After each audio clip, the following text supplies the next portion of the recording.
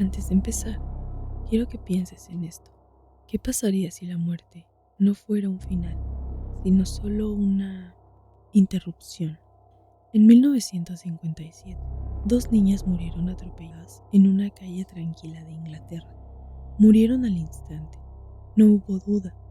No hubo sobrevivientes. Un año después, nacieron otras dos niñas en la misma familia. No era coincidencia.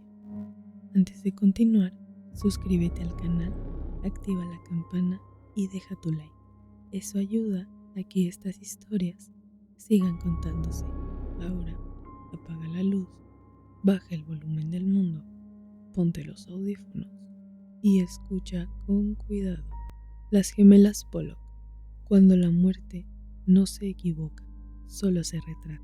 En Whittleby, una pequeña ciudad costera del norte de Inglaterra, los domingos no eran días de prisa, eran días de rutina. Campanas, abrigos oscuros, pasos que conocían el camino de memoria. El 5 de mayo de 1957, como cualquier otro domingo, las calles se llenaron de familias que caminaban hacia la iglesia.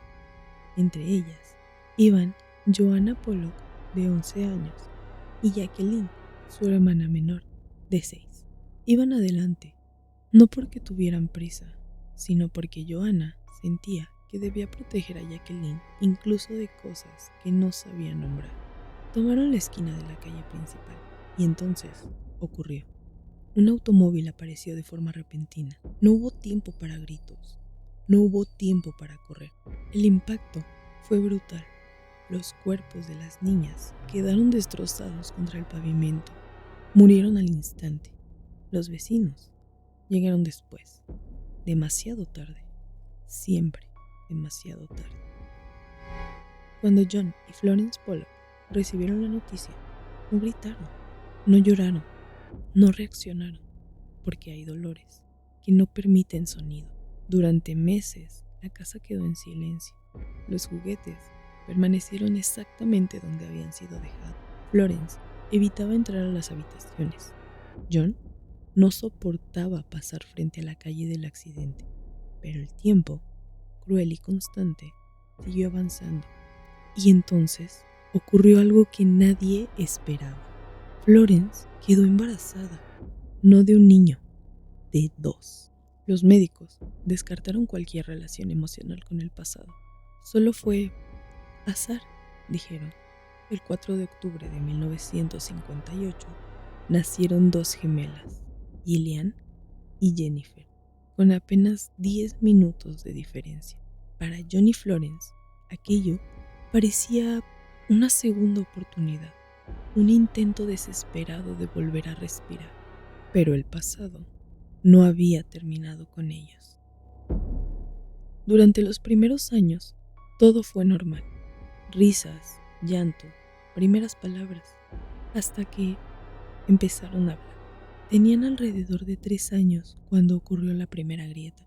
Una tarde, mientras caminaban por el pueblo, Gillian señaló una casa y dijo: «Ahí vivíamos antes». Florence se detuvo en seco. Esa era la casa donde habían vivido Joanna y Jacqueline. Las niñas nunca habían sido llevadas ahí. No fue un caso aislado. Reconocían calles, nombraban vecinos, saludaban personas que jamás habían conocido, pero que las miraban con una mezcla de terror y confusión. Y entonces llegaron los juguetes. Un día, John sacó una caja vieja del ático. Dentro estaban los juguetes de Joanna y Jacqueline. Sin que nadie dijera nada, las gemelas los tomaron. Cada una eligió exactamente los objetos que habían pertenecido a su hermana anterior. Jennifer tomó una muñeca y dijo su nombre, el mismo nombre que Jacqueline le había dado años atrás. No dudaron, no se equivocaron. Era automático, como si solo estuvieran recuperando algo que siempre fue suyo. Había otro detalle imposible de ignorar. Gillian asumía el rol de la mayor, daba órdenes suaves, decidía el camino. Jennifer obedecía sin resistencia. El mismo vínculo, la misma jerarquía. Cuando los padres intentaron corregirlas, ellas se miraban y continuaban igual. Y entonces vinieron las marcas. Jennifer tenía pequeñas señales en la nariz, marcas idénticas a los puntos de sutura que Jacqueline había recibido tras golpearse el rostro a los 3 años. Gillian tenía un lunar en el costado izquierdo de la cintura, el mismo lugar exacto donde Joanna tenía uno. No eran parecidos, eran coincidencias imposibles. El recuerdo de la muerte. Una noche, John y Florence escucharon a las niñas hablar en su habitación. No jugaban, no reían, describían el accidente, hablaban del golpe, del ruido, de la sensación caliente de la sangre saliendo por la boca. Florence se desplomó al escuchar eso. Las niñas jamás habían sido expuestas a detalles del accidente y sin embargo lo recordaban. Desarrollaron una fobia extrema a los automóviles. Gritaban, se paralizaban, se aferraban una a la otra, como si supieran que separarse significaba morir otra vez. Y entonces, todo se detuvo. Al cumplir 5 años, los recuerdos comenzaron a desvanecerse. Las fobias desaparecieron. Los nombres dejaron de surgir. El pasado se apagó, exactamente a la edad que los investigadores señalan como el límite para recordar vidas pasadas. Como si algo o alguien hubiera dicho, ya es suficiente. El caso fue estudiado por Ian Stevenson, psiquiatra y pionero en la investigación de la reencarnación, y documentado en el libro Casos Europeos de Reencarnación. Nunca pudo ser explicado del todo. Tal vez la reencarnación existe, tal vez no, pero hay algo inquietante en esta historia. No es que las gemelas Pollock recordaran su vida pasada, es que parecían no haber terminado de morir. El experimento ruso del sueño. Cuando dormir deja de ser una necesidad y se vuelve una salvación. Durante la década de 1940, mientras el mundo estaba obsesionado con bombas, fronteras y enemigos invisibles, la Unión Soviética investigaba algo más peligroso, algo interno, la resistencia humana al sueño. 5 prisioneros políticos, catalogados como enemigo del Estado, hombres olvidados por el sistema, se les hizo una promesa. 30 días sin dormir, 30 días expuestos a un nuevo gas estimulante. Al final, la libertad. Aceptaron, no porque confiaran, sino porque no tenían nada que perder. Se les hizo una promesa. 30 días sin dormir, 30 días expuestos a un nuevo gas estimulante. Y al final, la libertad. Aceptaron, no porque confiaran, sino porque ya no tenían nada que perder. El habitáculo estaba completamente sellado. No cámaras de video, solo una ventana de cristal grueso de apenas 5 pulgadas de diámetro y micrófonos. El gas se administraba en dosis exactas, un poco más, y era mortal. No había camas, no las necesitarían. Tenían agua, alimentos secos, un inodoro, libros y tiempo. Los primeros 5 días fueron normales. Conversaciones triviales, lectura, risas nerviosas. Los investigadores tomaban notas. Todo parecía funcionar. Al 6.º día, algo se quebró. Los presos comenzaron a desconfiar entre ellos. Se alejaban, se observaban. Al 7.º día, dejaron de hablarse directamente. Empezaron a susurrar en los micrófonos. No pedían ayuda, no insultaban, confesaban cosas. Los científicos asumieron que era paranoia inducida por el gas. Al 9.º día, uno de los sujetos se levantó y empezó a correr. No huía de algo, no perseguía a nadie. Corría en círculos mientras gritaba. Pasaron 3 horas cuando su voz se extinguió y siguió gritando sin sonido. Sus cuerdas vocales se habían destruido. Lo inquietante no fue eso, fue que los otros 4 no reaccionaron. siguieron susurrando, como si él ya no existiera. Horas después, un segundo preso sufrió lo mismo. Entonces, los 3 restantes hicieron algo inexplicable. Arrancaron páginas de un libro, las cubrieron con sus propias heces y sellaron la ventana. Los gritos se detuvieron, los susurros también, y durante 3 días no se escuchó nada. Los sensores indicaban algo imposible. El consumo del oxígeno correspondía a 5 personas vivas, en actividad intensa, pero no había sonido. En la mañana del día 14, los investigadores hablaron por el intercomunicador. Aléjense de la puerta, túmbense al suelo. Si obedece, uno será liberado. La respuesta fue inmediata, una sola voz. Ya no queremos ser liberados. A medianoche, el día 15, retiraron el gas. Lo reemplazaron por aire. 3 voces comenzaron a suplicar. No por ayuda, no por agua, por el gas. Cuando los soldados entraron, gritaron. 4 seguían vivos, o algo parecido. No habían tocado la comida desde el 6.º día. El suelo estaba cubierto de sangre, el sumidero bloqueado por trozos de carne humana. Se habían arrancado la piel con sus propias manos, los dedos sin carne, los huesos expuestos. Se habían abierto el abdomen, los intestinos estaban afuera y estaban dirigiendo algo a sí mismos. Los soldados se negaron a entrar otra vez. Tuvieron que convencerlos. Uno de los presos murió al intentar sedarlo, incluso con una dosis local de morfina. Otro fue operado despierto. No reaccionaba a la anestesia. Rompió correas de cuero con fuerza inhumana. No gritaba, solo miraba. De vuelta en la cámara, conectados a un electrocardiograma, el gas volvió a fluir. Las gráficas eran normales y de pronto planas, como muerte cerebral intermitente. Un investigador preguntó al único que podía hablar: ¿qué eres? Esta fue la respuesta. La respuesta fue clara. Somos la locura que vive dentro de todos ustedes. Rogamos ser liberados cada noche. Somos lo que callas cuando apagas la luz. Somos lo que el sueño mantiene encerrado. Después de eso, el hombre convulsionó. El investigador levantó el arma, disparó, y el informe terminó ahí. Dormir no es descansar. Dormir es cerrar la jaula, porque si permaneces despierto el tiempo suficiente, no te vuelves más fuerte. Solo le abres la puerta a lo que siempre estuvo esperando.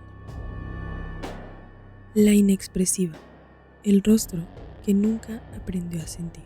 Hay hospitales que nunca duermen, no porque estén llenos de vida, sino porque la muerte siempre está despierta. En julio de 1972, en plena madrugada, el hospital Cedar Sinai, en Los Ángeles, recibió a una mujer sin nombre. No llegó en ambulancia, no fue acompañada, simplemente apareció en la entrada principal. Vestía un vestido blanco, empapado en sangre. Eso, por sí solo, no habría sido extraordinario. Lo que ocurrió después, sí lo fue. La mujer que no encajaba. Los primeros en verla fueron 2 enfermeras y un guardia de seguridad. Coincidieron en lo mismo. No parecía humana. Su cuerpo se movía con fluidez, equilibrio perfecto, coordinación absoluta, pero su rostro era demasiado perfecto. Piel lisa, simetría artificial, maquillaje intacto, como aplicado sobre una superficie que no absorbía nada. No mostraba dolor, no mostraba miedo, no mostraba nada. Y entonces alguien gritó. La mujer tenía un gatito en la boca. No lo sostenía con los dedos. No se le veían los dientes. Tenía la mandíbula cerrada, con una presión imposible, sujetando al animal como si fuera parte de su cuerpo. La sangre goteaba lentamente, marcando su camino por el suelo pulido del hospital. Algunos vomitaron, otros huyeron. Ella siguió caminando. Frente al mostrador de admisión, la mujer se detuvo, abrió la boca apenas lo suficiente para dejar caer los restos. No mostró reacción. Luego, simplemente colapsó. Desde ese momento, hasta que fue llevada a una habitación privada, limpiada y preparada para ser sedada, no opuso resistencia, no habló, no lloró, no reaccionó. Permanecía inmóvil, observando sin enfocar, como si lo que la rodeaba no tuviera significado. La decisión equivocada. Los doctores decidieron atarla, no porque se mostrara, sino porque nadie se sentía seguro. Lo perturbador fue que no protestó, permitió que la inmovilizaran con una docilidad que resultaba más inquietante. Intentaron hacerle preguntas. No respondió. Algunos miembros del personal pidieron ser retirados del turno. Otros no soportaban mirarla más de unos segundos. Había algo en sus ojos, no hostilidad, no locura, ausencia. Cuando llegó el momento de sedarla, algo cambió. Al sentir la aguja acercarse, la mujer reaccionó, no con pánico, no con fuerza. Dos miembros del personal apenas lograron sujetarla. Fue entonces cuando ella giró la cabeza lentamente hacia uno de los doctores y sonrió. La doctora que la sostenía gritó y la soltó, porque dentro de su boca no había dientes humanos. Había púas largas, afiladas, imposibles de ocultar, demasiado grandes para que su boca pudiera cerrarse sin desgarrarse por dentro. El doctor, paralizado, solo alcanzó a decir: ¿Qué demonios eres? La mujer inclinó el cuello, no de forma humana, de forma antigravitatoria, como si su anatomía no obedeciera reglas. Lo miró fijamente, sonrió más. Se escucharon pasos en el pasillo. El personal de seguridad venía en camino. La mujer escuchó y entonces hundió sus púas en la yugular del doctor. Arrancó la yugular. La sangre fue inmediata, abundante, irreversible. Luego se incorporó, se inclinó sobre él hasta quedar cara a cara y se arrodilló. Le susurró: yo soy Dios. Lo que ocurrió después solo se conoce por fragmentos. Gritos, disparos, silencio. El doctor murió desangrado, mirando cómo la mujer avanzaba hacia el personal de seguridad. La doctora que sobrevivió, la única que pudo declarar, dijo que los devoró uno a uno, no con furia, con calma, como si estuviera cumpliendo una función. El incidente jamás fue reconocido oficialmente. No hubo registros públicos, no hubo comunicados. La doctora la llamó la inexpresiva y nunca volvió a verla. Algunos dicen que fue contenido, otros que simplemente se fue caminando, pero hay algo que el personal médico aún repite en voz baja: si un paciente no muestra ninguna emoción, no asumas que está en shock. Tal vez simplemente no necesita sentir. El ventrílocuo de McCarthy. Algunos muñecos no imitan voces, las conservan. En el mundo del espectáculo existen historias que no aparecen en los periódicos, no porque sean falsas, sino porque nadie quiere escribirlas. A principios del siglo XX, cuando el sur de Estados Unidos todavía olía a madera húmeda, tabaco y superstición, comenzó a circular un nombre en los teatros pequeños, en los circos itinerantes, en los salones donde el público iba más por curiosidad que por arte. Nadie recordaba su nombre de pila, nadie sabía de dónde venía, pero todos sabíamos lo mismo: no mires demasiado tiempo a su muñeco. El año era 1920. El ventriloquismo no era nuevo, pero nunca había sido así. Los muñecos solían ser caricaturas exageradas, figuras grotescas para provocar risas. McCarthy rompió esa regla. Su acto era inquietantemente simple: un solo hombre, un solo muñeco, durante toda la función. El muñeco se llamaba Edgar. Representaba a un niño regordete, entre 9 y 10 años, sentado sobre las piernas de McCarthy. Representaba a un niño regordete, de entre 9 y 10 años, sentado sobre las piernas de su dueño. Pero había algo que no cuadraba. Edgar era demasiado grande para ser solo un muñeco. Sus manos tenían proporciones reales, Sus dedos no parecían tallados, parecían rígidos, y su rostro no era gracioso, era inexpresivo de una forma antinatural. Sus ojos de madera pulida reflejaban un vacío tan profundo que el público desviaba la mirada sin darse cuenta, no por miedo inmediato, sino por instinto. McCurry jamás movía los labios, ni siquiera al ser observado de cerca. Edgar hablaba, no como un muñeco, sino como un niño cansado. Hacía pausas, suspiraba, interrumpía a su propio dueño. A veces parecía contradecirlo, a veces parecía saber cosas del público. Personas juraban haber escuchado su propio nombre, susurrado desde el escenario. Otros decían que Edgar no contaba chistes, confesaba pensamientos, cosas que un niño no debería saber. Había normas escritas. Nadie podía tocar a Edgar, nadie podía mirarlo de cerca, nadie podía permanecer a solas con el muñeco. Cuando el espectáculo terminaba, McCurry guardaba a Edgar en un maletín negro, lo cerraba con llave y se lo llevaba él mismo. Ni asistentes, ni técnicos. Algunos artistas comenzaron a murmurar. Decían que no era ventriloquismo, que era técnica, que McCurry no fingía la voz. El éxito fue inmediato y peligroso. Otros artistas perdían público. Teatros cancelaban números tradicionales para darle espacio. En una época donde la brujería todavía se temía, comenzaron los rumores. Padres prohibieron a sus hijos asistir. Pastores advirtieron de los púlpitos. McCurry empezó a recibir amenazas, cartas, advertencias, mensajes dejados en camerinos, pero nunca dejó de actuar, nunca sin Edgar. Una noche, tras una función particularmente tensa, McCurry no salió del camerino. Un asistente fue a buscarlo. La puerta estaba cerrada por dentro. Cuando finalmente la forzaron, él estaba ahí, muerto, el cuello destrozado, como si alguien pequeño pero furioso se hubiera colgado de él. No había señales de robo, no había lucha evidente. Solo una cosa llamó la atención de la policía: un maletín negro, cerrado, colocado cuidadosamente al lado del cuerpo. Cuando lo abrieron, incluso los policías retrocedieron. Edgar estaba ahí, sentado, erguido, mirando al frente, y de cerca era algo distinto.